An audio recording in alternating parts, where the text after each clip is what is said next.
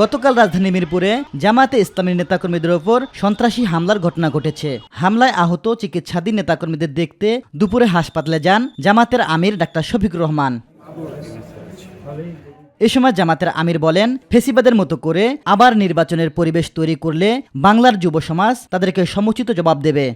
যারা কালকে আমাদের ভাই বোনদেরকে, শুধু ভাইদের গায়ে না, আমাদের মায়েদের গায়েও তারা হাত তুলেছে, আমরা তার তীব্র নিন্দা জানাই। ওরা কি মায়ের পেট থেকে জন্ম নেয় নাই? ওদের ঘরে কি মা বোন নাই? মা বোনদের প্রতি সামান্য সম্মান দেখানো, নিশ্চয়ই তারা পরিবার থেকে সেই শিক্ষা পেয়েছে। যদি না পেয়ে থাকে, এটা দুর্ভাগ্য। আমরা আর দেখতে চাই না, আর শুনতে চাই না এই ধরনের নোংরা অবস্থা।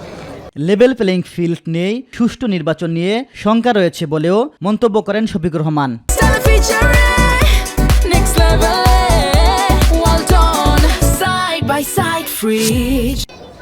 আমরা দেশে একটা শান্তিপূর্ণ,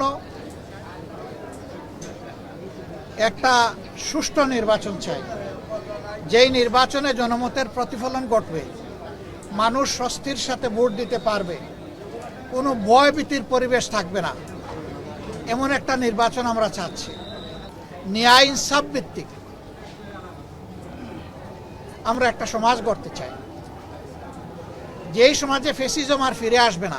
এর আগে সকালে হাসপাতালে আহতদের দেখতে যান জামায়াতের সহকারী সেক্রেটারি জেনারেল ইহসান মাহবুব জুবাইরের নেতৃত্বে একটি প্রতিনিধি দল। এবং মাঠ পর্যায়ে যারা দায়িত্ব পালন করছেন তারা বিশেষ একটি দলের দিকে ঝুঁকে পড়ছেন। আমরা এই সমস্ত বিষয়ে নির্বাচন কমিশনের দৃষ্টি আকর্ষণ করেছি। আমরা এটাও বলেছি যে আমরা এই সমস্ত কর্মকর্তা যারা পক্ষপাতদুষ্ট আচরণ করছেন, আমরা প্রয়োজনে তাদের তালিকাও একসময় জনসমক্ষে প্রকাশ করতে বাধ্য হব। এদিকে সকালে হামলার প্রতিবাদে রাজধানীর মিরপুরে জামায়াতের কেন্দ্রীয় নির্বাহী পরিষদের সদস্য মোহাম্মদ মোবারক হোসেনের নেতৃত্বে এক বিক্ষোভ মিছিল অনুষ্ঠিত হয়। আগামীতে যদি জামাতের দিকে দৃষ্টি দেওয়া হয়, কোন সন্ত্রাসী আচরণ করা হয়, তাহলে শুধু প্রতিবাদ সমাবেশ নয়, দাঁত ভাঙা জবাব দেওয়া হবে। ইলিয়াস মাতবর, মাই টিভি, ঢাকা।